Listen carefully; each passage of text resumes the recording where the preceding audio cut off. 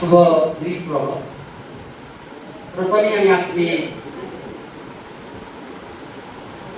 যে মনীষী মহাপুরুষের জন্মতিথি হিসেবেই আমরা আজকে উদযাপন করছি, তার যে প্রতিকৃতি রয়েছে তাকে আমার বিনম্র শতকোটি প্রণাম।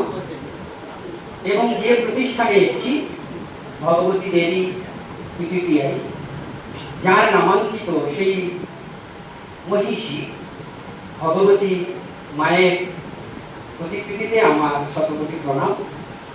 ও আজকের এই আলোচনা সভায় যারা উপস্থিত রয়েছেন,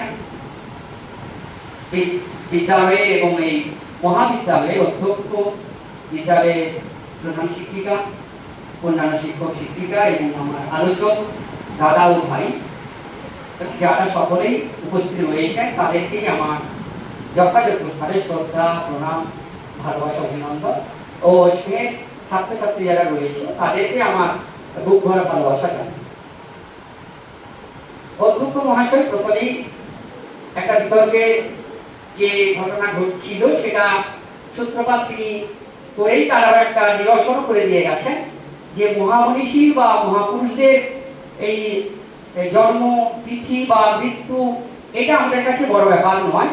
তাদের কর্মকাণ্ড, তাদের কর্মযোগ্য আমাদেরকে যে প্রাণিত করে, আমাদের জীবন পথে এগিয়ে যাওয়ার জন্য যে তাদের অবদান, এবং আজকে যে জায়গায় দাঁড়িয়ে আমরা কথা বলতে পারছি, সেই ভারতবর্ষ 200 বছরের যে পরাধীনতার নাক পাশে বন্দী ছিল এবং তার জন্য যারা প্রাণপাত লড়াই করে আমাদের এই এলাকা, এই খাকুরদা এলাকারই নারায়ণগড় ব্লকেরই এই রাধানগর, এখান থেকে 6 কিলোমিটার দূরে যার জন্ম হয়েছিল এবং যিনি স্বাধীনতার পরেও 4 বছর ছিলেন।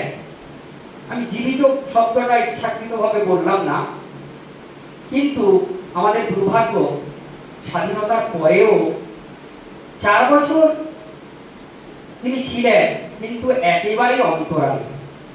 কি এমন ঘটেছিল যে দেশ স্বাধীন হওয়ার পরে দেশের যখন প্রথম জাতীয় পতাকা, স্বাধীনতার পতাকা উড্ডীন হলো, যে স্বাধীনতার পতাকা তিনি স্কেচ করেছিলেন, সেই ব্যক্তিটি কিভাবে কেন অন্তরালে থেকে গেলেন, কি তার অভিমান ছিল, সেটা অন্য বিষয়, অন্য আলোচনার স্তর। আর আমরা স্পেসিফিক বিষয়ের উপরে আজকে আলোচনা করব, জানা অজানা হেমচন্দ্র। এবং আমারও বিষয়বস্তু একেবারে নির্ধারিত যে ভারতবর্ষের এই স্বাধীনতা আন্দোলনে যিনি অস্ত্রগুরু দ্রোণাচার্য, যিনি ভারতবর্ষকে স্বাধীনতা এনে দেওয়ার ক্ষেত্রে পথ প্রদর্শক হিসেবে ভূমিকা পালন করেছেন এবং বহুদিন আন্দামানের সেলুলার জেলে কাটিয়েছেন, তার সেই অকথিত যন্ত্রণার কাহিনী একটি অন্য আলোচনার বস্তু। তবুও সেখানে থাকতে থাকতে তিনি থেমে থাকেননি। যখন এখান থেকে চলে যাচ্ছেন মহারাজা জাহাজে, তখন চলে যাওয়ার সময়ও যে তার বিদায় বাণী সঙ্গীতের আকারে আকাশে বাতাসে ছড়িয়ে পড়েছিল এবং পরবর্তীকালে সাহিত্যের একটি অন্যতম শাখা সঙ্গীত রূপে পরিবেশিত হয়েছে।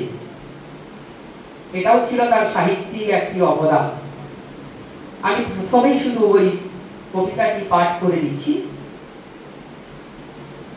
বিদায় লইয়া এবে যেতেছি চলিয়া ভাই, কর্মক্ষেত্রে শিশু মোরা, ক্ষম যত দোষ নাই, কত যে রহিল আশা, না পুরিল কর্ম তৃষা, হৃদয়ে লুকায়ে জ্বালা, কারাবাসে চলে যায়। ভারতের ছবি আঁকি, হৃদয় মাঝারে রাখি, কারাগারে দীপান্তরে খুঁজিব যেথায় যাই। ভারত উদ্ধার প্রতি না ভুলিব দীক্ষা দিতে, বরের বিহগে ধরি যদি না মানুষ পাই। বিধি যদি আসে নিজে বাধা দিতে হেন কাজে, নির্ভয়ে বলিব তারে, হেন বিধি নাহি চাই। ভারতের নাম করি, যাচি দুটি করে ধরি, প্রাণপণে সাধু সবে, যাহা মোরা পারি নাই। স্বাধীনতা স্বাধীনতা কৃষাণর, জ্বলেছে এবে কেবল, প্রজ্বলিত করো আরো স্বার্থাহুতি দিয়ে তাই। এ অনল নিভাইতে পারে শুধু এ জগতে, মৃত্যু কিংবা স্বাধীনতা, যেন অন্য কিছু নাই। সত্যি তো, তিনি বলেছিলেন মৃত্যু অথবা স্বাধীনতা। যে মানুষ বা যারা শহীদ হয়েছেন, যারা বিপ্লবী, যারা আত্মত্যাগের মাধ্যমে আমাদের দেশকে স্বাধীনতা এনে দিয়েছেন, আজকে যারা আমরা নির্ভয়ে সুখে শান্তিতে এই দেশে বসবাস করছি স্বাধীনতা পরিতৃপ্তি নিয়ে, সেই মানুষদের যে আত্মবলিদান, তারা কিন্তু চেয়েছিলেন মৃত্যু অথবা স্বাধীনতা। হেমচন্দ্র কানুন্দ ব্যতিক্রম ছিলেন না, যদিও তার আসল নাম ছিল হেমচন্দ্র দাস কানুন্দ। শুনলে অবাক লাগবে, যারা ছাত্রছাত্রীরা রয়েছে তোমরা দেখো, এই দাস পদবী নিয়ে তার আপত্তি ছিল। কারণ তিনি ইংরেজ সরকারের বিরুদ্ধে যে লড়াইতে নেমেছিলেন, তিনি চেয়েছিলেন এই দাস পদবী টুকুকে বাদ দিতে, কারণ তাহলে অধীনস্থ মনে হবে।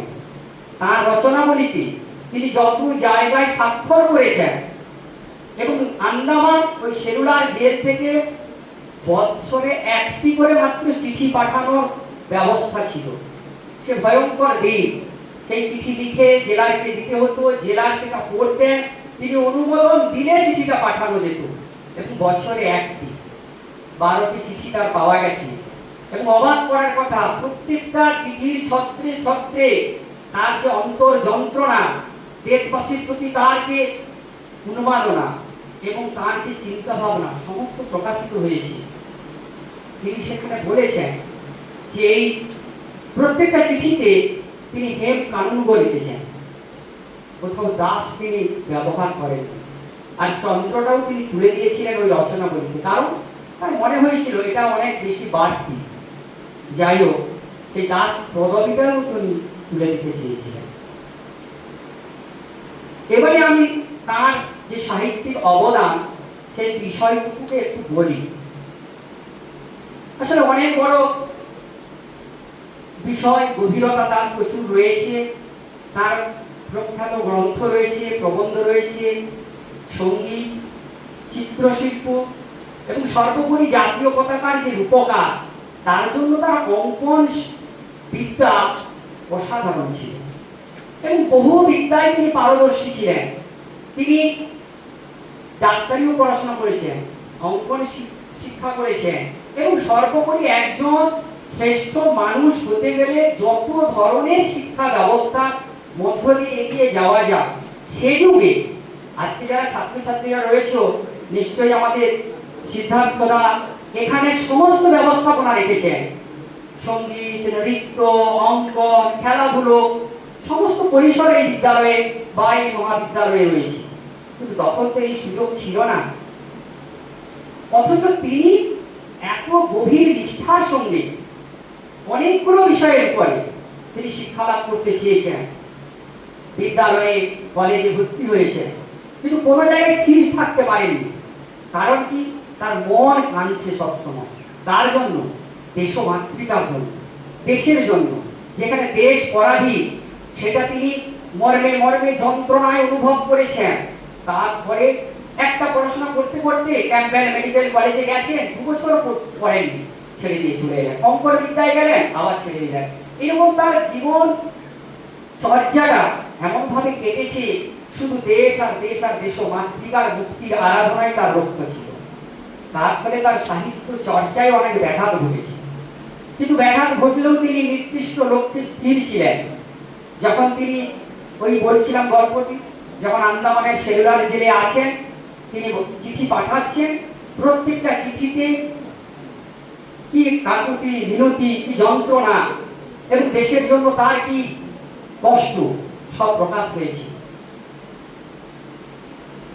যদি চিঠিগুলো পড়ি আমরা তার পুঙ্খানুপুঙ্খ সব বুঝতে পারবো যে তার সাহিত্যিক চিন্তা ভাবনা কেমন ছিল। তার প্রবন্ধ গ্রন্থগুলো যদি পড়ি তাহলে বুঝতে পারবো যে তিনি কেমন লিখতেন। তার গান, তার ছবি আঁকা, সমস্ত জায়গাতেই কিন্তু তিনি তার পারদর্শিতার ছাপ রেখেছিলেন। আমরা তাকে চিনি কিভাবে? সচরাচর সকলেই জানি ভারতবর্ষের জাতীয় পতাকার প্রথম রূপকার এবং তিনি একজন স্বাধীনতা সংগ্রামী, তিনি অস্ত্রগুরু দ্রোণাচার্য। কিন্তু তার এই যে অনালোকিত অনালোচিত দিক, তিনি যে একজন সাহিত্যিক ছিলেন, সেটা কিন্তু আমাদের খুব বেশি জানা হয়ে ওঠে। শুধু দুটি গ্রন্থ ছিল, এটুকু অনেকেই জানতেন, এবং সব থেকে দুর্ভাগ্যের সবগুলো পাওয়াও যায় না, এখন মুদ্রণও নেই। আমরা চেষ্টা করেছিলাম যে তার যে সমস্ত জায়গায় তার যোগাযোগ ছিল, তার নিজের বাড়ি, তার শ্বশুর বাড়ি, তার বোনের বাড়ি এবং তার মাতৃদেব এবং মামার বাড়ি ছুঁয়ে আসা, এবং বিভিন্ন জায়গায় যে তার এখন নিদর্শন রয়েছে, সেই জায়গাগুলোতে ছুঁয়ে এসে আমার যা অনুভব, এখন অনেক সুযোগ আছে। আমি একটি দিক আলোকিত করতে চেষ্টা করেছি, আর অনেক অনেক আলোচনার সুযোগ রয়েছে।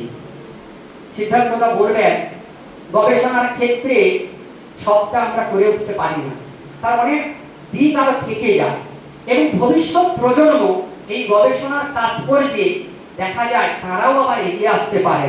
আমি একটি সূত্র ধরিয়ে দিলাম হয়তো, এবং তার পরবর্তীকালে আরো যে দিকগুলো থেকে গেল অনালোচিত, পরবর্তীকালে যারা আসবেন তারা হয়তো সেটাকে তুলে ধরার চেষ্টা করবেন। যে হেমচন্দ্রকে আমরা সকলেই জানতাম বিপ্লবী, সমাজ সংস্কারক, চিত্রশিল্পী, চিন্তাবিদ, তিনি কিন্তু ঊনবিংশ শতাব্দীর শেষ ভাগে এবং বিংশ শতাব্দীর সূচনা লগ্ন থেকে বাংলা সাহিত্য এবং ভারতীয় স্বাধীনতা আন্দোলনে যে গুরুত্বপূর্ণ ভূমিকায় অংশগ্রহণ করেছেন, সেখানে দেখা গেছে তার সাহিত্য কিন্তু তাৎপর্য মণ্ডিত। কেন তাৎপর্য মণ্ডিত? কারণ তিনি যে ধরনের গ্রন্থ লিখেছেন স্বাধীনতা আন্দোলনকে প্রভাবিত করেছে। মানে ওই ঠিক প্রদীপে সত্যতে একটু আগুন ধরিয়ে দেওয়ার মতো। তিনি যে গ্রন্থগুলো লিখেছেন পড়েই স্বাধীনতা সংগ্রামীরা সকলেই কিন্তু ছুটে গেছেন। তার যে বাংলায় বিপ্লব প্রচেষ্টা, পড়লেই তো অবাক হয়ে যেতে হবে, রক্ত টগবগ করে ফুটবে যে বাংলায় বিপ্লব প্রচেষ্টা কেমন চলছিল। তার অনেকগুলো সদর্থক নমর্থক দিক তিনি তুলে ধরেছেন। যে ভুলগুলি ছিল সেটাও তিনি ধরিয়ে দেওয়ার চেষ্টা করেছেন, এবং দীর্ঘদিন ধরে সেটা ধারাবাহিকভাবে প্রকাশ হওয়ার সুযোগ ছিল। তার ফলে বিপ্লবীরা সেটাকে মূল মন্ত্র হিসেবে নিয়েছে।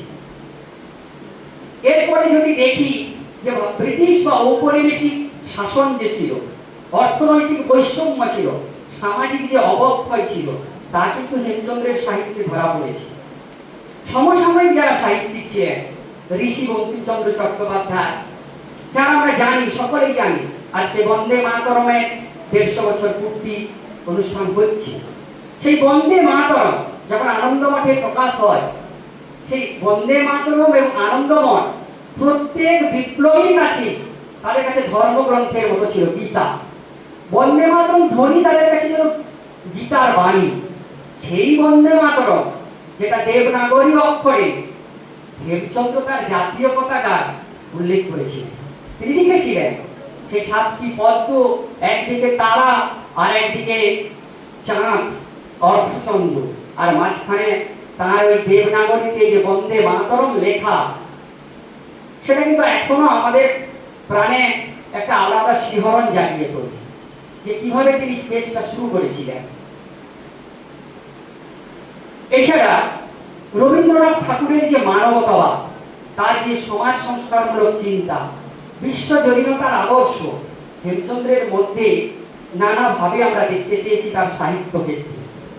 অন্যান্য সমাজ সাহিত্যিক সংস্কারক যারা স্বামী বিবেকানন্দ, সমকালীন দ্বিজেন্দ্রলাল রায়, কাজী নজরুল ইসলাম, শরৎচন্দ্র চট্টোপাধ্যায়ের যে সমস্ত লেখা আমরা পড়েছি, আমরা যদি খতিয়ে দেখি তাদের থেকেও প্রভাবিত হয়েছিলেন হেমচন্দ্র কানন্দ, এবং তার লেখার মধ্যে ওই সমস্ত সাহিত্যিকদের বহু ছোঁয়া পাওয়া গেছে।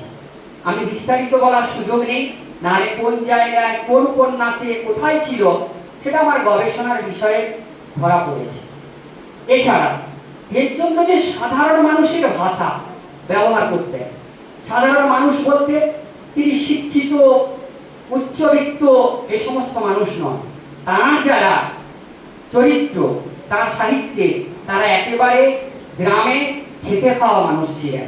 কারণ তিনি তো এই রাধানগরের মানুষ ছিলেন, তিনি এদের প্রতীক হয়ে লড়াই করেছেন, এদেরকে তিনি স্বাধীনতা এনে দিতে চেয়েছিলেন।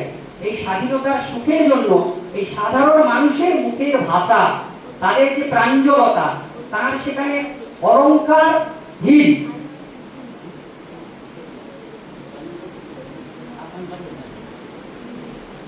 আচ্ছা ঠিক আছে, এবার সেই যে প্রাঞ্জলতা সেটাকেই তিনি তুলে ধরার চেষ্টা করেছেন তার সাহিত্যের প্রতিটি ক্ষেত্রে।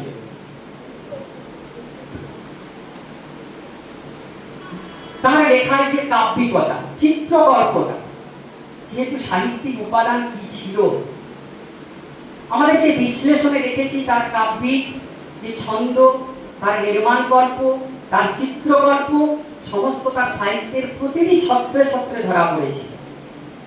আর একটা অবাক করার কথা, শ্রমিক যারা আমাদের সমাজ ব্যবস্থার কাছে অনেকটাই নিম্নবিত্ত এবং অনেক ক্ষেত্রে যারা তাদেরকে অবহেলার চোখে দেখেন, হেমচন্দ্রের কিন্তু লেখায় সেই শ্রমিক শ্রেণীর, শোষিত শ্রেণীর মানুষের জীবনের কথা তিনি তুলে ধরেছেন এবং তার মধ্যে সাংস্কৃতিক বিপ্লবের যে চেতনা, তারাও যে সমাজে এগিয়ে যেতে পারেন তাদেরকে তিনি তুলে আনার প্রচুর প্রচেষ্টা রেখেছিলেন। তার কাছে শিক্ষা ছিল কেবল পরীক্ষায় উত্তীর্ণ হওয়ার জন্য নয়। আমি আগেই বলেছি তিনি অনেক বিষয়ে পড়াশোনা করেছেন, সব পরীক্ষায় কিন্তু তিনি পরীক্ষা দেননি, সমস্ত পড়াশোনা করার মাঝপথে ছেড়ে দিয়ে চলে এসেছেন। মেডিকেল, অঙ্কবিদ্যা মাঝপথে ছেড়েছেন, কারণ কি তার মনে হয়নি যে পরীক্ষার ফলাফলই শেষ কথা। কেন? তার কাছে শিক্ষা ছিল চরিত্র গঠন, নৈতিকতা বিকাশ, সামাজিক দায়িত্ববোধ, এগুলোকে তিনি গুরুত্ব দিয়ে তার সাহিত্যে তুলে ধরেছেন এবং সমাজ উন্নয়নে যে নারী শিক্ষা, সেই নারী শিক্ষাটাকেও তিনি তুলে ধরার চেষ্টা করেছেন। তার রাজনৈতিক দর্শন, জনকল্যাণমুখী যে চিন্তা, সেগুলিও ছিল তার সাহিত্যের কেন্দ্রবিন্দু। শোষিত মানুষের প্রতি সহানুভূতি, সামাজিক বৈষম্যের বিরুদ্ধে প্রতিবাদ, জাতিগত ধর্মীয় সম্প্রীতি আহ্বান। আমি একটু সময় নেব। বর্তমান ভারতবর্ষ সারা পৃথিবীব্যাপী যে জাতিগত বিদ্বেষ, একটা ধর্মীয় অন্ধতা মানুষকে কিভাবে হিংস্র করে তুলেছে, আজকের দিনেও হেমচন্দ্রের সাহিত্য কিন্তু প্রাসঙ্গিক। আমি জোর করে বলবো আজকের দিনেও আমাদের এই সমস্ত বিপ্লবীদের রচনা বা সাহিত্যকে তুলে ধরা উচিত। আজকের দিনে তার যে চিত্রশিল্প, তার সাহিত্য শুধুমাত্র ওই বাইরের বহিরঙ্গ নয়, প্রকৃতির গাছ, নদী, পাহাড়, ফুল, আকাশ মানুষকে তুলে ধরার প্রয়াস ছিল। তার চিত্রশিল্পতে এরকম ছবি আমরা অনেক পেয়েছি। বাংলার বিপ্লবী আন্দোলনের ইতিহাস, অনুশীলন সমিতি, যুগান্তর, ক্ষুদিরাম বসু, প্রফুল্ল চাকি, বিভিন্ন বিপ্লবীদের যে আত্মত্যাগ সমস্ত কিন্তু তার সাহিত্যে ফুটে উঠেছে। তার বাংলায় বিপ্লব প্রচেষ্টায় দেখা গেছে, আর অনাগত সুদিনের পরে দেখা গেছে যে বৈজ্ঞানিক দৃষ্টিভঙ্গি ও মানবিক মূল্যবোধের ভিত্তিতে কিভাবে সমাজ থেকে অন্ধকার দূর করে একটি সাম্যবাদী সুন্দর ভবিষ্যৎ গড়া বলিষ্ঠ পদক্ষেপ নেওয়া যায়।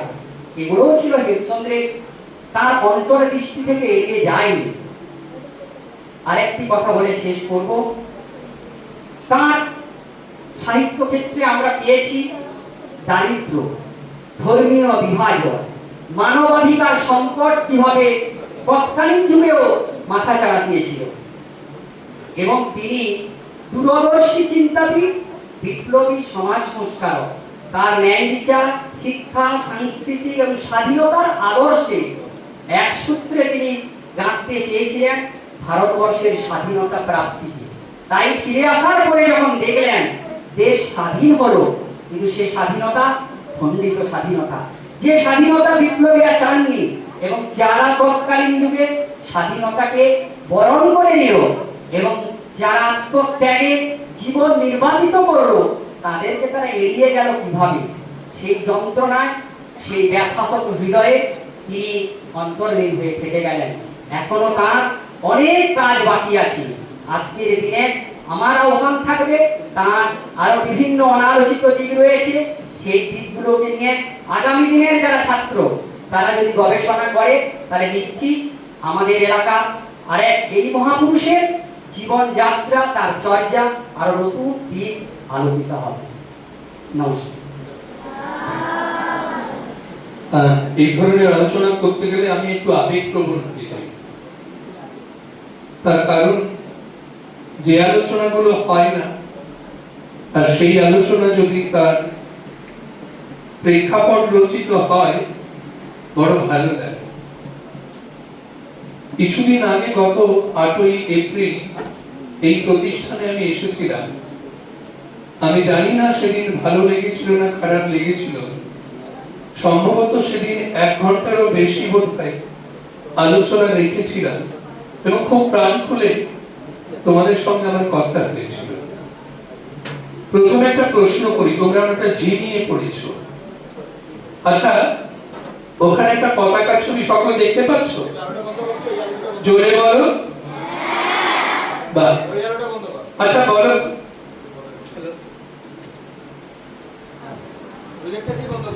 হ্যালো, ঠিক আছে, বন্ধ হোক। ওই পতাকায় প্রধান প্রধান কয়টি রং আছে? কয়টি রং? না, আমি বড়দেরকে বলছি না, ছোটদের একটু চাঙ্গা করার জন্য বলছি। আচ্ছা, স্বপন বাবু বলে গেলেন একটা ভাষাতে উপরে একটা কথা লেখা আছে, সেই ভাষাটার নাম মনে রেখেছো কেউ? বলো। বন্দে মাতরম। কিন্তু সেটা কোন ভাষায় লেখা আছে? কোন ভাষায়? হিন্দি। ঠিক, হিন্দি। হ্যাঁ, সংস্কৃত, দেবনাগরী। হাত তোলো, কতজন বলছো দেবনাগরী? বাহ, হাত না, খুব সুন্দর। আমাকে বলতে বলা হয়েছে হেমচন্দ্র কানন্দকে নিয়ে তিনি এক অনন্য বিপ্লবী ছিলেন। আমি প্রথমে অগ্নিযুগের অস্ত্রগুরু দ্রোণাচার্য হেমচন্দ্র কানন্দকে আমার প্রণাম জানাই। আমি আজকের এই মঞ্চে যখন বসেছিলাম, আমি শিহরিত হচ্ছিলাম। এখানকারই মাস্টারমশাই তার স্বরচিত একটি গান লিখেছিল। বিশ্বাস করুন, এখনো যদি কোনো বড় সিনে কমপ্লেক্সে আমি যাই, আমার প্রথম একটা লোক থাকে। তোমরা হয়তো বড় সিনেমা হলে যাওনি, এখন সিনেমা হলগুলোয় গেলে না, প্রথমে একটা রোমাঞ্চটা অনুভব করি। সেটা হচ্ছে জাতীয় সঙ্গীত, যে ভলিউমে বাজে। আর যখন জাতীয় পতাকাটা একটা বড় পর্দা জুড়ে উড়ে, তখন গায়ের এই লোমগুলো কিন্তু দাঁড়িয়ে পড়ে। সেই জাতীয় সঙ্গীতটা শোনার আমার প্রচন্ড ইচ্ছা হয়। আমি ছবি দেখি না, কিন্তু জাতীয় সঙ্গীত শোনার জন্য ঢুকে পড়ি। আর মনে একটা আগ্রহ থাকে বারবার আমার দেশের জাতীয় পতাকাটাকে উড়তে দেখার। তাই সেটা যে কোনো রেল স্টেশন হোক, সিনেমা হল হোক, সেটা রাত হোক আর দিন হোক, জাতীয় পতাকাকে যখন উড়তে দেখি, তখন মনে পড়ে আমার এলাকার অনালোচিত অনালোকিত এক স্বাধীনতা সংগ্রামী, যিনি প্রথম এই জাতীয় পতাকার স্কেচটা ভারতবর্ষের মাটিতে বসে নয়, প্যারিসে একটি হোটেলে কাজ করতে করতে তিনি এঁকেছিলেন। কিন্তু তিনি কিরকম বিপ্লবী ছিলেন? সবাই বলে বিপ্লবী বিপ্লবী বিপ্লবী হেমচন্দ্র কানন্দ। তার বিপ্লবের ধারাটা একটু অন্য ধরনের ছিল। তিনি নিজে সে কথা লিখেছেন। তিনি কখনো লিখেননি ভারতবর্ষের বিপ্লবের আত্মকথা। তিনি কিন্তু লিখেছেন বাংলায় বিপ্লব প্রচেষ্টা। অত্যন্ত তাৎপর্যপূর্ণ এই নামকরণ। এই নামকরণই পরিচয় দেয় তিনি কতটা কতটা নিজেকে প্রস্তুত করেছিলেন প্রকৃত বিপ্লবের জন্য, আর সেই বিপ্লবটা হয়নি। তাই বিপ্লবের আত্মকথা কোনোদিন লেখা হয়নি, লেখা হলো বাংলায় বিপ্লব প্রচেষ্টা। কেন প্রচেষ্টা? তিনি যখন শপথ নিচ্ছেন, তোমরা প্রত্যেকদিন এখানে প্রেয়ারে দাঁড়াও না? সবাই প্রেয়ার হয় না তোমাদের? বলো তো প্রেয়ার কেন করা হয়? কেন প্রার্থনায় আমরা মিলিত হই? কি জন্য? গুড, অসাধারণ, থ্যাংক ইউ। আমার সঙ্গে আজকে যখন আমি বাড়ি আসছিলাম, আমার স্ত্রীকে বলছিলাম, হঠাৎ আমাকে প্রশ্ন করলো, সিদ্ধার্থর সঙ্গে তোমার কত বছরের সম্পর্ক? ওর ডাক নামটা ধরে এখনো আমি ডাকি, তাই অনেকে বিভ্রান্ত হয়, হয়তো অন্য কারোর নাম, অন্য কারোর সঙ্গে এতক্ষণ গল্প করছে। যাই হোক, 1990 সালের এক দুপুরে ওর বাড়িতে প্রথমে ওর সঙ্গে আলাপ। তোমরা একটু হিসেব করে নিও কতদিনের এই আলাপ, কতদিনের এই পরিচয়। কিন্তু কেন এতদিন আছে? ঠিক মনের সঙ্গে মিল আছে বলে অনেক ঝড়, অনেক দুর্যোগ গিয়েছে, কিন্তু বন্ধুত্বটা যায়নি, এখন থেকে গিয়েছে।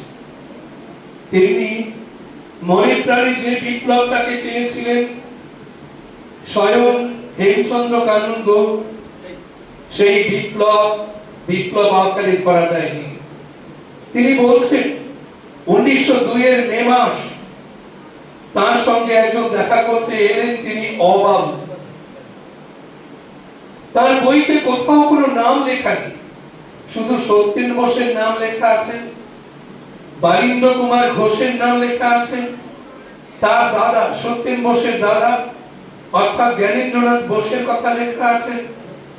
কিন্তু বিপ্লবের যে আলোচনা হচ্ছে, গুপ্ত সমিতির যে আলোচনা হচ্ছে, গুপ্ত সমিতির একজন সৈনিক হিসেবে তাদের নাম তিনি কখনো প্রকাশ করলেন না।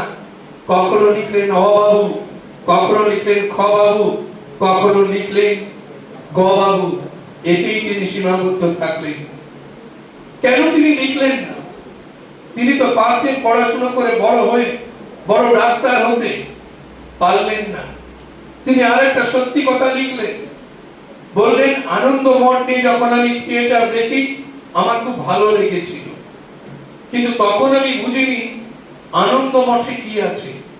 আসলে ঋষি বঙ্কিমচন্দ্র চট্টোপাধ্যায়ের লেখা আনন্দ মঠ, যেখানে প্রথম উচ্চারিত হয়েছিল একটি মন্ত্র, বন্দে মাতরম, সেই আনন্দ মঠের যে কাহিনী, বিপ্লবাত্মক যে কাহিনী, তিনি পরে অনুধাবন করে অনুভব করেছিলেন এর থেকে বিপ্লবের শিক্ষা নেওয়া যায়। আর যখন সেই অবাবু আর কবাবু এসে একদিন সন্ধ্যেবেলায় জনে জনে বলে বেড়াচ্ছে আমাদের দেশোদ্ধার করতে হবে, বিপ্লব করতে হবে, কিন্তু যখন তাকে বলা হচ্ছে আপনি তলোয়ার আর গীতায় হাত দিয়ে সংস্কৃত ভাষায় এই শপথটুকু নিয়ে আপনি দীক্ষা নেবেন, উনি বললেন না, আমি পারবো না। আমি তলোয়ারে হাত দিতে পারি, কিন্তু আমি বাংলা ভাষাতে বলবো, আমার জীবন থাকতে থাকতে আমি যা কিছু আমার দেশ ও মাতৃকার মুক্তির জন্য করার সেটুকু করব, কিন্তু কোনো মন্ত্র উচ্চারণ করব না। অর্থাৎ তার মধ্যে এক বিন্দু কুসংস্কারাচ্ছন্নতার কোনো পরিবেশ ছিল না। তিনি কিন্তু মন্ত্র উচ্চারণ করেনি, তিনি বিরাট ভাজন হয়েছিলেন। কবাবু ভাবলেন এরকম যদি একগুঁয়ে বিপ্লবী থাকেন তাহলে ভালো, কিন্তু বিপ্লব কোন পথে যাবে যদি মন্ত্র উচ্চারণ না করেন? সেই রত্নকে কে দেখলেন না? ভারতবর্ষের আরেক মহিয়সী নারী, যিনি বিদেশ থেকে এসেছিলেন, তোমরা তার নাম সকলে জানো, যিনি ছিলেন স্বামী বিবেকানন্দের মন্ত্র শিষ্যা, তার নাম কি? খুব সুন্দর, কি ভালো লাগছে, ভগিনী নিবেদিতা। তখন মেদিনীপুর শহরে অনেক বিপ্লবী, ঋষি অরবিন্দের শ্বশুর বাড়ি, বারীন্দ্র ঘোষ, ঋষি অরবিন্দ, এরা সব আছেন, কিন্তু তিনি বাঁচলেন একজন মানুষকে যার মধ্যে প্রকৃত বিপ্লবের ঘন অন্তরাত্মা লুকিয়েছিল। তিনি হলেন হেমচন্দ্র কানুনগো, যার নাম ছিল হেমচন্দ্র দাস কানুনগো, যিনি জন্মেছিলেন এই রাধানগর গ্রামে, এখান থেকে কিছুটা দূরে। অনেকে তাকে বলতেন হেমচন্দ্র দাস নামে, আসলে কানুনগোটা ওদের উপাধি, দাস হচ্ছে পদবী। কিন্তু পরবর্তীকালে এই দাসত্বের পদবীকেও তিনি ব্যবহার করতে চাননি, যদিও সরকারি খাতায় সর্বত্র হেমচন্দ্র দাস নামে উল্লেখ আছে। এমনকি তোমরা যদি কখনো আন্দামান নিকোবর দ্বীপপুঞ্জে অর্থাৎ আন্দামানের সেলুলার জেলে যাও, সেখানে কিন্তু হেমচন্দ্র দাস বলে উল্লেখ করা হয়েছে। আসলে কানুনগো এই শব্দটা আসলে উড়িষ্যার একটি উপাধিযুক্ত শব্দ। কানুনগো ছিল একটি সরকারি পদ, যা ছিল প্রশাসক, এবং এই কানুনগো শব্দটা পরে আমরা ব্যবহার করেছি আরেকটি কারণে। কানুনগো, কানুন যদি নিয়ম হয়, আইন হয়, গো মানে এগিয়ে চলো, আইন তুমি এগিয়ে চলো। সময় দেখতে দেখতে শেষ হয়ে যাচ্ছে, আমি বুঝতে পারছি, কারণ এর পরে বক্তা তিনি কিছু বলবেন। আর তিনি যখন সেই পতাকা স্কেচ আঁকছেন, এই গুপ্ত সমিতির বিপ্লবী প্যারিসে গিয়ে যখন বোমা তৈরির মশলা সংগ্রহ করবেন, হোটেলে খেতে এসেছেন দুজন মানুষ, শ্যামজি কৃষ্ণ ভার্মা এবং মাদাম কামা। রুস্তম মাদাম কামা একজন পার্সি মহিলা ছিলেন, বিধবা মহিলা। তিনি নিজেকে ভারতীয়, ভারত প্রেমী বলে সব সময় দাবি করতেন, আর ব্রিটিশ বিরোধী তার মানসিকতা ছিল। তিনি দেখলেন একটি হোটেলে বসে একটি ছেলে খুব সুন্দর ছবি আঁকছে। সালটা ছিল 1907 সাল, মাসটা ছিল আগস্ট মাস। 1907 18 থেকে 22 আগস্ট জার্মানি স্টুটগার্টে আন্তর্জাতিক সমাজতন্ত্রী সম্মেলনের আয়োজন হয়েছিল। আর সেই সম্মেলনে প্রতিনিধিত্ব করার ছিল মাদাম কামার। তিনি বললেন, আমি যদি সেখানে যাই, নিজেকে ভারতীয় বলে পরিচয় দেব, যদি তুমি কোনো তার ছবি এঁকে দাও। তখনও জানেন না ওই প্যারিসে হোটেলে কাজ করা মানুষটা, যিনি এঁটো বাসন ধুচ্ছেন, রান্না করছেন, খুব সুন্দর রান্না করতে পারতেন। আমি জানি না অনির্বাণরা সেই গল্প জানে কিনা, সুন্দর রান্না করতে পারতেন। এবং সেই ওর যে দাদু অর্থাৎ রঞ্জিত কানুনগোরা, সেই রান্নার লোভে গরমের ছুটি কবে পড়বে, হেমচন্দ্র কানুনগোর কোলে চেপে তার রান্না করা জিনিস খাবে। এই রান্নার প্র্যাকটিসটা হয়েছিল অর্থের সংকট দূর করে ওই অনামী একজন রসায়নবিদের কাছ থেকে। তিনি তার নাম উল্লেখ করেননি, কার কাছ থেকে রসায়নটা শিখেছেন, শুধু বুয়োর বিপ্লবের ইতিহাসটা সংগ্রহ করেছিলেন। সেখানে দেখেছিলেন পাতায় পাতায় গোপন গুপ্ত সমিতির সম্পূর্ণ তথ্য আছে, যেগুলোকে গুপ্ত রাখতে হয়, প্রকাশ্যে আনতে নেই। তিনি সেই নিয়ম মেনেছিলেন। তাই সেই রসায়নবিদের নাম এখনো আমরা জানি না, কোনোদিন জানতেও পারবো না। সেই পতাকা যখন তিনি স্কেচ তৈরি করলেন, ভিকাজি রুস্তম মাদাম কামা সুদূর জার্মানিতে গেলেন। সেখানে গিয়ে দেখেন শ্যামজি কৃষ্ণ ভার্মা তিনিও আছেন। আর তিনি যখন বক্তৃতা করছেন, তার হাতে সেই স্কেচ আছে, সেই ছবি তখনকার ইউরোপিয়ান সমস্ত পত্রিকায় বেরিয়েছিল। শাড়ি পরিহিতা মাদাম কামা, হাতে সেই স্কেচ থাকা পতাকা। কিন্তু কি বিচিত্র পথ, কি বিচিত্র বিপ্লবী আমাদের, যিনি পতাকার প্রথম স্কেচ তৈরি করলেন। তোমরা শুনলে অবাক হবে, এই বিপ্লবের উপর ভারতবর্ষের স্বাধীনতা সংগ্রামের পথে তার অসন্তুষ্টি সব সময় কাজ করেছে, তার একগুঁয়ে চিন্তা ভাবনা সব সময় কাজ করেছে। তাই যেদিন 1947 সালের 15ই আগস্ট গোটা দেশ জুড়ে তেরঙ্গা পতাকা ছয়লাভ করে গিয়েছে। ঘরে ঘরে পুই মিচুড়ি দিয়ে একটা রং করা হচ্ছে, আর তার সঙ্গে চুন মিশিয়ে আর একটা রং করে পতাকা তৈরি হচ্ছে। এই বড় মোহনপুর হাই স্কুলে কিছু ছাত্র তারা প্যারেড করে করে গিয়ে রাধানগরে গিয়েছিল। আর রাধানগরে গিয়ে যখন হেমচন্দ্র কাননগোকে তারা ডাকলেন, শিক্ষকরা ছিলেন, তারা ডাকলেন, বললেন হেমবাবু আসুন, আপনার হাত দিয়ে আমরা প্রথম ভারতবর্ষের এই জাতীয় পতাকার উত্তোলন করব। বিস্ময়ের ব্যাপার, হেমচন্দ্র সেই ঘর থেকে সেদিন বেরাননি, এই জাতীয় পতাকা তিনি সেদিন তোলেননি। তার কারণ, তিনি কখনো বিপ্লবের আত্মকথা লিখেননি। তিনি তার বইয়ের মুখবন্ধে লিখছেন, যেখানে বিপ্লবটাই হলো না, তার ফল ভারতবাসী পেল না, সেখানে বিপ্লবের আত্মকথা লেখা বাতুলতা। তাই আমি লিখলাম বিপ্লব প্রচেষ্টা। সেই বই 1928-এ ছাপানো হয়েছিল কলকাতা থেকে, প্রচুর মানুষ কিনেছিলেন। ক্ষুব্ধ হয়েছিলেন তখনকার কংগ্রেস নেতারা, কারণ হেমচন্দ্রনাথ চেয়েছিলেন এরকম স্বাধীনতা ঠিক নয়, যে স্বাধীনতার প্রথম শপথ বাক্য পাঠ করবেন একজন ইংরেজ, তার নাম মাউন্ট ব্যাটেন, আর তারপর আমার দেশের প্রথম প্রধানমন্ত্রী যাবেন, লাল কেল্লার প্রাকারে দাঁড়িয়ে জাতীয় পতাকা তুলবেন। ডক্টর রাজেন্দ্র প্রসাদ, বিসমিল্লাহ খান সেদিন উপস্থিত ছিলেন। বিসমিল্লাহ খান সানাইয়ের সুরে সেদিন জাতীয় সঙ্গীতের সুর ধ্বনিত হয়েছিল। কিন্তু এর অন্তরের আগুনটা ছিল প্রকৃত বিপ্লবের নেশা, যে বিপ্লব তিনি পাননি, যে বিপ্লবকে তিনি দেখতে পেলেন না।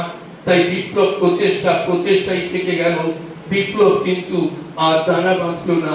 যেটা চেয়েছিলেন হেমচন্দ্ররা সেটা হয়নি। এটা এই যন্ত্রণাটা আমাদেরও আছে। হেমচন্দ্র প্রচন্ড একগুঁয়ে ছিলেন। এর আগে তোমাদের একটা গল্প বলেছিলাম যে ক্ষুদিরামের বয়স যখন মাত্র 12 কি 13 বছর, কর্নেল গোরার কাছে তিনি সাইকেলে যাচ্ছেন, তার সাইকেল আটকালো একটি ছেলে, দিয়ে বলল, স্যার আমাকে অস্ত্র দিন। উনি বলছেন, অস্ত্র নিয়ে তোমার কি হবে? ও বলল, আমি ইংরেজ মারব। তিনি সেই অস্ত্র পরে তুলে দিয়েছিলেন।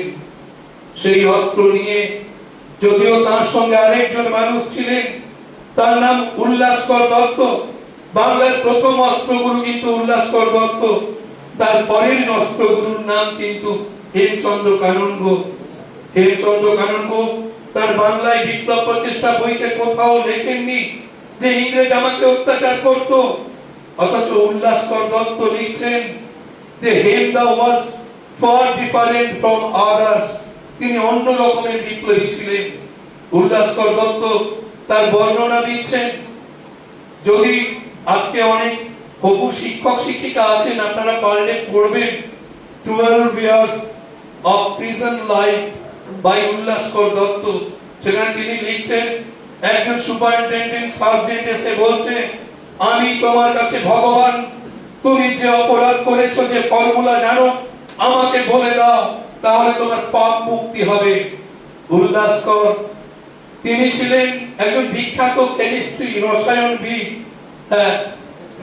যখন সেই সার্জেন্ট জানলো বলবে না, তাকে প্রত্যেকবারে চাবুক মারছে, আর সেই চাবুকের সঙ্গে মাংস উঠে আসছে, তাও কিন্তু তিনি বলেননি। এই বর্ণনা হেমচন্দ্র কোনদিন তার বাংলার বিপ্লব প্রচেষ্টায় লিখে যাননি। কিভাবে ঘানি টানতে হতো, কিভাবে সরষের তেল, নারকেল তেল তৈরি করতে হতো। সময় বেশি নেব না, বড় অপরাধ করে ফেলছি। আমি আবারও সবাইকে সম্মান জানিয়ে, ছোটদের অনেক ভালোবাসা, যারা বহু শিক্ষক আছেন তাদের অনেক অনেক সম্মান, এবং তাদের দু চোখে এই স্বপ্ন উঠুক, এই ধরনের চর্চা, এই ধরনের কথা যেন আগামী দিনে তারা তার পরের প্রজন্মকে ছড়াতে পারে। যে প্রচেষ্টা ভগবতী দেবী পিটিটিআই, ভগবতী দেবী শিক্ষা নিকেতন করছেন, এই প্রচেষ্টার জন্য আমি সকলকে, সিদ্ধার্থ বাবু সহ বিদ্যালয় কর্তৃপক্ষকে এবং আজকের উপস্থিত দুই আলোচক, প্রিয় ডক্টর স্বপন ঘোষ এবং প্রিয় সন্তু জানা, এদের সকলকে আমার অন্তরের শুভেচ্ছা সম্মান জানিয়ে, আপনাদের অনেক অনেক শ্রদ্ধা সম্মান শুভেচ্ছা জানিয়ে আমার ছোট কথা বলা শেষ করি। হেমচন্দ্রের জয় হোক, বিপ্লবের জয় হোক, প্রকৃত বিপ্লব বড় প্রয়োজন। নমস্কার।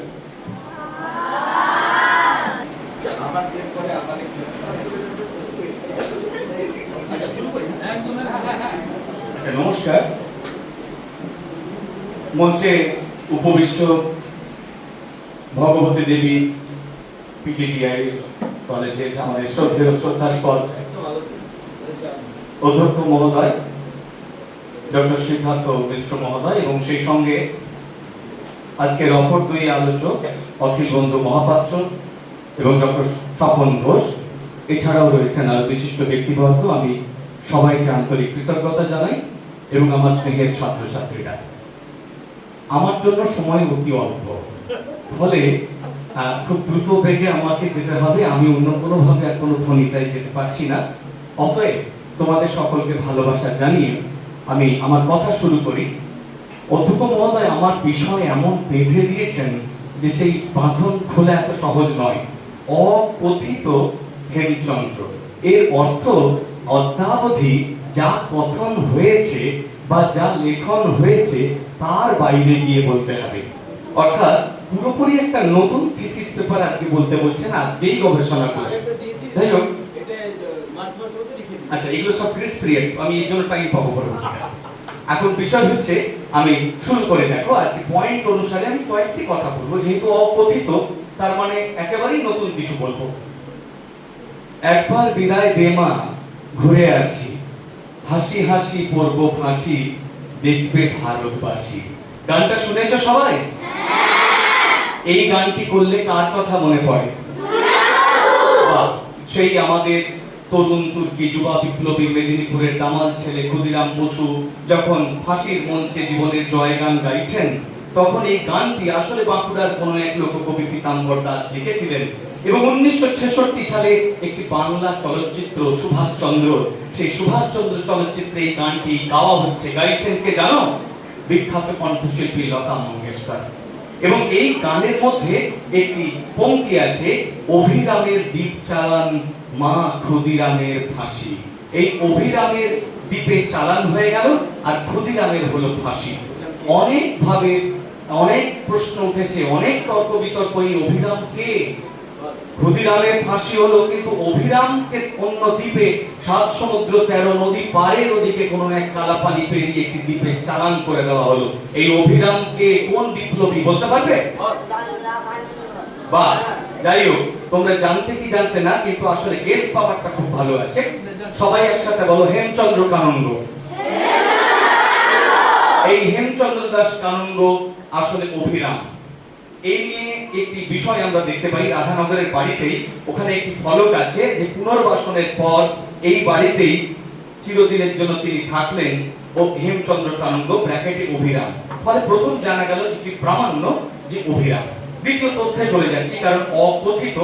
সেক্ষেত্রে হেমচন্দ্র দাস কানন্দ একজন অত্যন্ত গুণী চিত্রশিল্পী ছিলেন, আমরা সকলেই জানি, এবং তার চিত্রকর্ম বর্তমান গোপ কলেজে অনেক রয়েছে, সংরক্ষণে রয়েছে, সব কথা শুনলাম। কিন্তু একটা নতুন তথ্য, হেমচন্দ্র কানন্দের একজন অত্যন্ত প্রিয় শিষ্য ছাত্র, তার নাম কি আমরা কেউ জানি? তিনি বিশ্বকবি রবীন্দ্রনাথ ঠাকুরের চিত্রগ্রাহক ছিলেন। বিশ্বকবি রবীন্দ্রনাথ ঠাকুর শান্তিনিকেতনে বিভিন্ন ভঙ্গিমায় বসে আছেন, গাছের তলায় পড়াশোনা করছেন। যিনি সমস্ত ছবিগুলো তুলতেন, চিত্রগ্রাহক অনেকেই তুলেছেন, কিন্তু যিনি অফিসিয়াল শান্তিনিকেতনের ছাত্র, তিনি শম্ভু সাহা। তিনি হেমচন্দ্র কানন্দের সরাসরি চিত্রশিল্পের ছাত্র। এটা একটা গুরুত্বপূর্ণ তথ্য আমাদের জানা দরকার। হেমচন্দ্র কানন্দ সম্পর্কে যখন এত তথ্য খুঁজে বেড়াচ্ছি দিনের পর দিন, আমি অত্যন্ত আবেগপ্রবণ হয়ে পড়ি আমার ব্যক্তিগত একটা কারণে। কারণ হেমবাবু যে কলেজে পড়াশোনা করেছেন, আমিও সেই কলেজের প্রাক্তনী, হেম মেদিনীপুর কলেজ। হেমবাবু যে আমরা ওই স্কুলের প্রাক্তনী। আচ্ছা, ঠিক আছে, স্কুলে পড়তেন। অনেক প্রাক্তনী রয়েছেন, তার সঙ্গে সম্পর্ক রয়েছে। কিন্তু আমি কেন বলতে চেয়েছি, ব্যাপারটা। তিনি যে কলেজে পড়িয়েছেন, আমিও সেই কলেজের প্রাক্তনী। তিনি যে কলেজে পড়েছেন, আচ্ছা, তিনি যে স্কুলে পড়িয়েছেন, মেদিনীপুর টাউন স্কুল, সেই স্কুলে আমি 3 মাস পড়িয়েছি। অতএব দুটো আমার যুক্ত হলো ভালো পয়েন্ট বেশি। আচ্ছা, এরপরে একটা আমি প্রসঙ্গে চলে যাচ্ছি। দেখো, হেমচন্দ্র দাস কানুঙ্গ সম্পর্কে পড়তে পড়তে তিনি দ্রোণাচার্য, তিনি অস্ত্রগুরু, তিনি তো প্যারিসে গিয়ে বোমা বাঁধা শিখেছেন, আমরা সকলে জানি। তিনি বিদেশে গিয়ে শ্যামজি কৃষ্ণ বর্মা এবং মাদাম ভিকাজি রুস্তম কামার সঙ্গে তার দেখা হলো, তাদের কথায় তিনি পতাকা তৈরি করলেন। এসব তথ্য আমরা অখিল বাবুর কাছ থেকে জানলাম। কিন্তু আজকের এই অকথিত হেমচন্দ্রের সবচেয়ে গুরুত্বপূর্ণ একটি তথ্য আমি দিতে চাই। দেখো, আমরা যারা সনাতনী ভাবনায় দীক্ষিত, তারা একটা কথা বিশ্বাস করি, গুরু ব্রহ্মা, গুরু বিষ্ণু, গুরু দেব মহেশ্বর। আমাদের কাছে, এই ভারতবর্ষের ছাত্রদের কাছে, শিষ্যদের কাছে গুরু ব্রহ্মার ন্যায়, গুরু বিষ্ণুর ন্যায়, গুরু মহেশ্বর মহাদেবের ন্যায়, অর্থাৎ আমাদের কাছে গুরু ঈশ্বরের ন্যায়। কিন্তু প্রশ্ন জাগে যে ক্ষুদিরামকে হেমচন্দ্র দাস কানুঙ্গ উৎসাহিত করেছিলেন, হাতে বোম তুলে দিয়েছেন, যদি তিনি এক প্রকার গুরু হন, তাহলে হেমচন্দ্র দাস কানুঙ্গের গুরু কে? অর্থাৎ তাকে বোম বাঁধা শেখালেন কে? কে শিখিয়েছেন? জানা আছে কারো? হেমচন্দ্র দাস কানুঙ্গকে প্যারিসে বোম বাঁধা শিখিয়েছেন কে? তাকে উৎসাহিত করেছেন কে? অবধিত হেমচন্দ্রে আমি কয়েকটি কথা বলে আমি এগিয়ে যাব সামনের দিকে। তিনি 1906 সালে তো বিলেত পাড়ি দিলেন। বিলেত পাড়ি দেওয়ার পর সেখানে শ্যামজি কৃষ্ণ বর্মার সঙ্গে কথা বলে, অন্যান্যদের সঙ্গে কথা বলে তিনি প্যারিসে গেলেন। সেখানে তিনি চিত্রকর্ম শিখলেন, সেখানে তিনি হোটেলেও কাজ করেছেন, আমরা শুনেছি। এবার সেখানে আরেকজনের সঙ্গে দেখা হয়েছে, অত্যন্ত গুরুত্বপূর্ণ তথ্য, এবং বহু রিসার্চের ফলে এই তথ্যকে উদ্ধার করতে পেরেছি, এটা আমি দাবি করছি। দীর্ঘদিনের অত্যন্ত গুরুত্বপূর্ণ নথি আবিষ্কারের ফলে এই তথ্য খুঁজে পাওয়া গেছে, with a lot of proofs. তিনি প্যারিসে যার সঙ্গে প্রথম মিলিত হলেন, শ্যামজি তাকে পাঠালেন, তিনি একজন হীরে জহরত ব্যবসায়ী। কি নাম তার? তিনি হলেন সর্দারজি রানাজি রাও। সর্দারজি, অনেকে বলেন সর্দারজি রাওজি রানা। হ্যাঁ, এই মিস্টার রানা পর্যন্ত জানা গেছে। এনার পুরো নাম হলো সর্দারজি রাওজি রানা।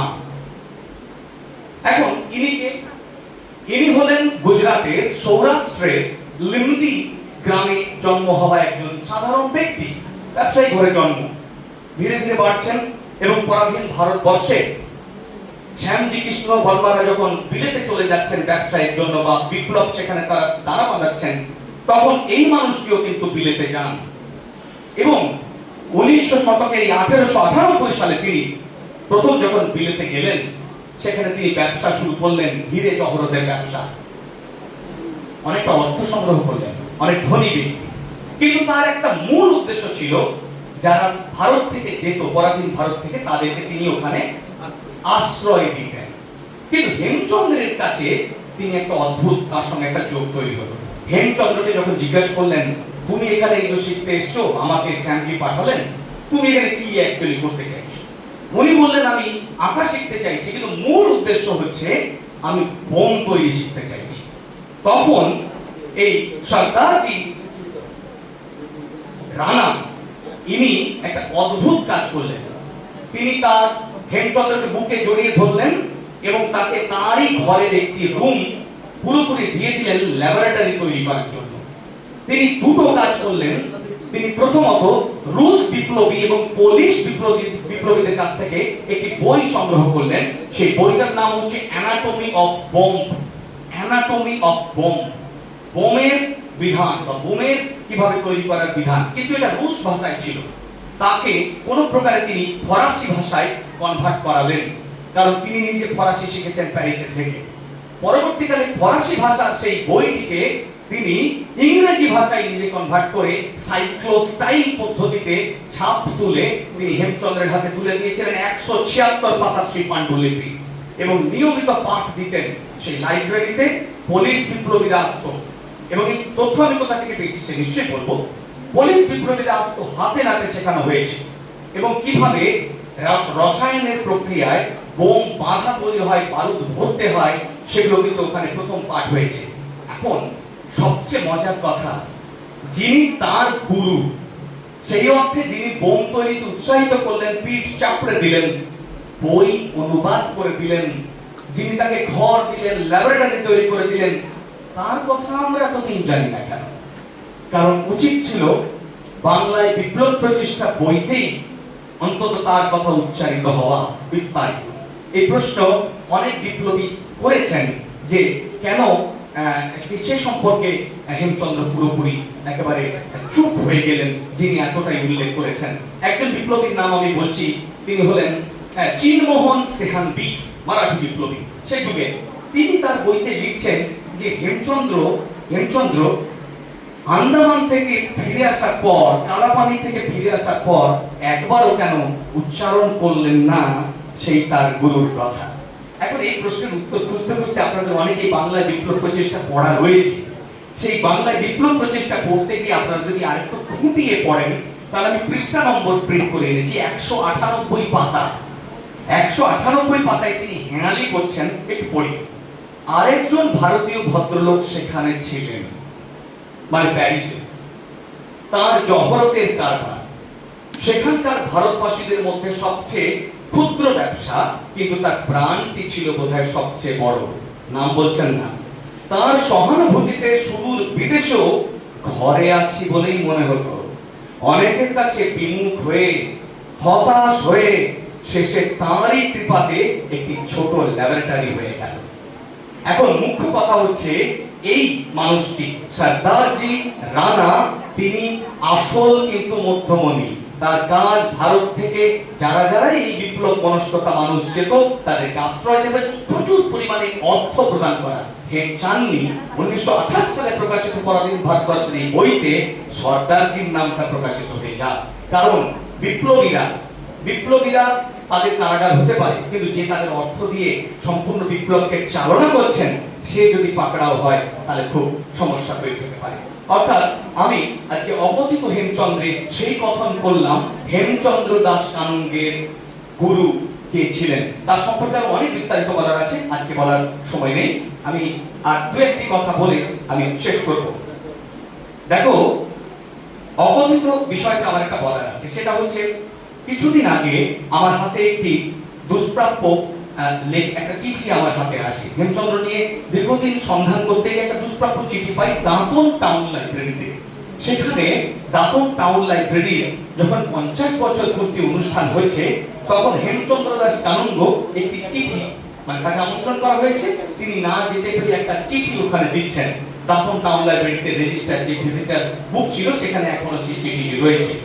সেখানে তিনি লিখছেন অনেক বড় কথা, বিস্তারিত আমি আমার লেখায় লিখেছি বা লিখবো, কিন্তু তার একটি পংক্তি আমার মনের মধ্যে ধরে রয়েছে।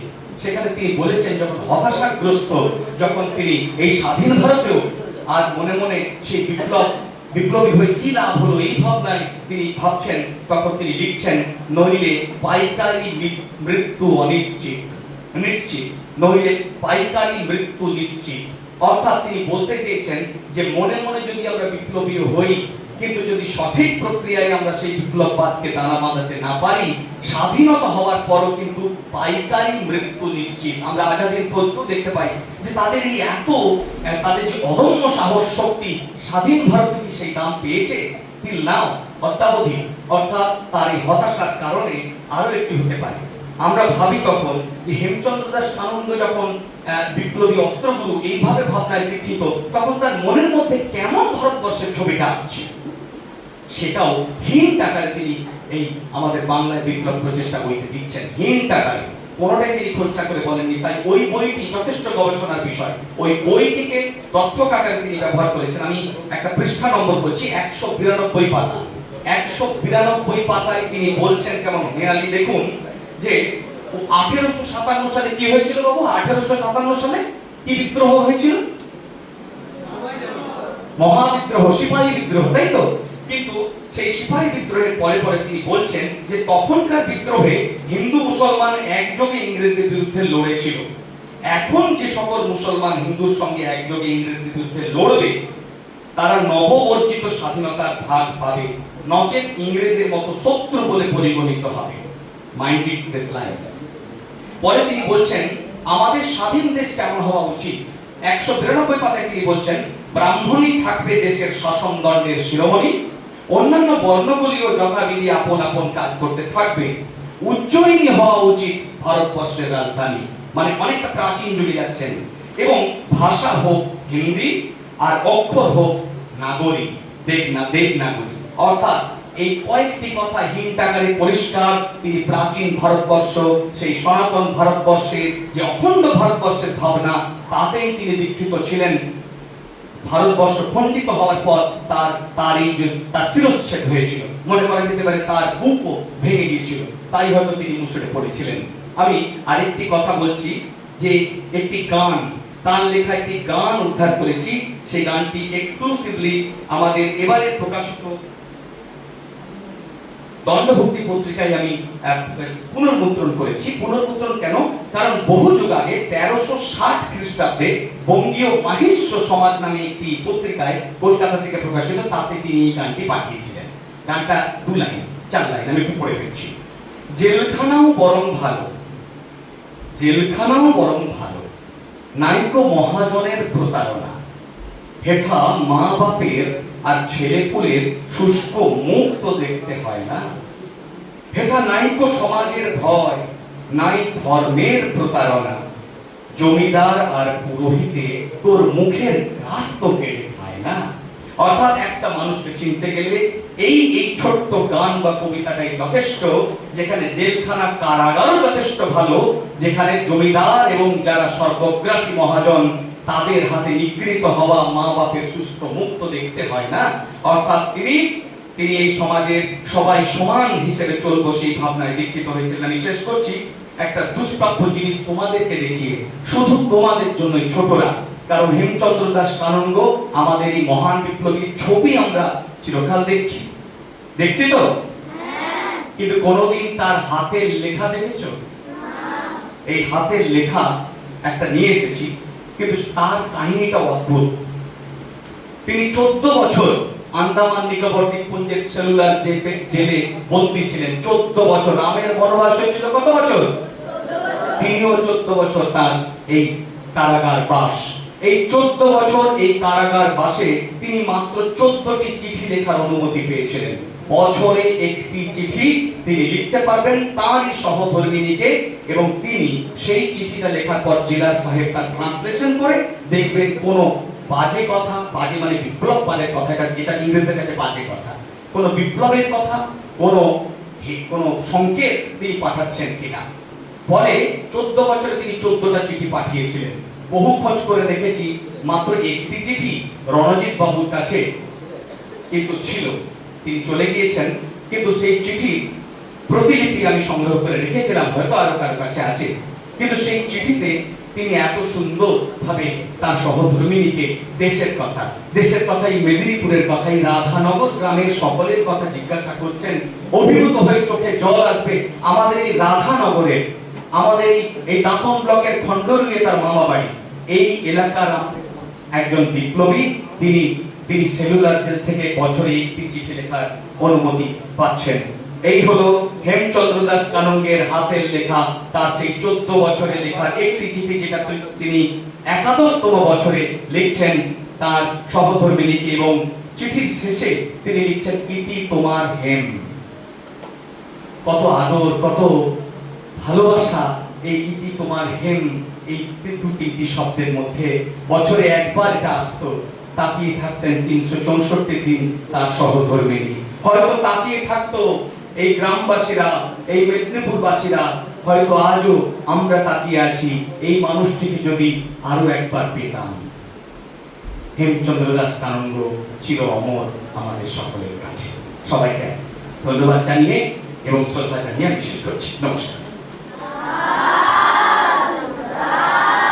বুঝতে পারছি না যে যদি হেমচন্দ্র কানন্দ আপনার তখন ইতিহাস বইতে খালি হেমচন্দ্র কানন্দ ওই ভারতের স্বাধীনতা সংগ্রামী শব্দটুকুই পড়েছিলাম। আমার পরিবারের হয়তো তখন আমার বাবা হচ্ছে বিজ্ঞানের শিক্ষক, ইতিহাসের শিক্ষক হলে তার বেশি বোঝাতেন। ক্ষুদিরাম বসু পড়তে গিয়ে হেমচন্দ্রের নাম এসেছে,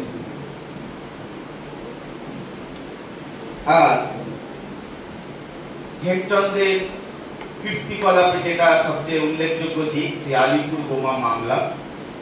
সেই আলিপুর বোমা মামলায় তিনি প্রধান অরবিন্দ ঘোষ। তিনি কিছুকাল স্বাধীনতা সংগ্রামের সঙ্গে সশস্ত্রভাবে যুক্ত থাকলেন, পরে তিনি ঋষি অরবিন্দ হয়ে গেলেন। আমার মনে প্রশ্ন ছিল, তিনি হঠাৎ স্বাধীনতা সংগ্রাম থেকে দূরে চলে গেলেন, গিয়ে শুধু পদুচেরিতে, অর্থাৎ পল্লীচেরি যেটা, সেটা এখন পদুচেরি, সেখানে তিনি আশ্রম করলেন। আমি গেছিলাম সেই আশ্রমে বছর 2 আগে।